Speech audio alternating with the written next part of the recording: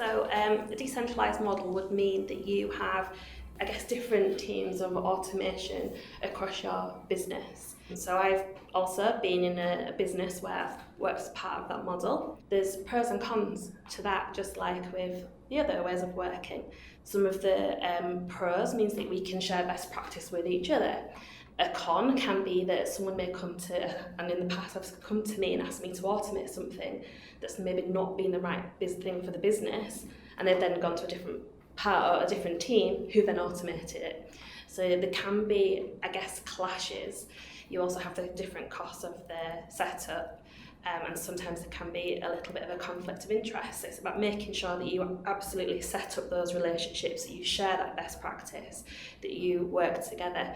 I guess if you were thinking about organisations, if you thought of a big high street bank where you might have your insurance function, your loan function, and mortgages, current accounts, I guess you might see those decentralised models there as an option, or you could then have the centralised model where it all goes into one. I guess one of the good pros as well is that being close to the business. So we generally see RPA as a business-led initiative, with of course support from our partners in IT, and having a decentralized model where you're empowering the different business departments to create a culture of automation and drive their own automation program in terms of identifying processes that should be automated, and even being involved in building some of those processes means that actually it becomes a bit easier in terms of the rollout. If you have a centralized model where you've got developers that sit across the whole business, they don't understand the business, they don't understand the processes. You talk to one SME and they might tell you the process needs to be done completely different to another SME. So empowering the different business units to drive their own automation program has its benefits, because you find that actually it's easier to identify processes and build processes as they should be built, based upon what business people are doing. I think there's something interesting in what the two of you are saying there, is that in the decentralized model, whether it's extreme or only partially decentralized, more of the focus is probably on delivering value for the business as opposed to setting up a centralized way of working, which probably in the short term has lots of benefits for change adoption, which is the biggest challenge for any technology.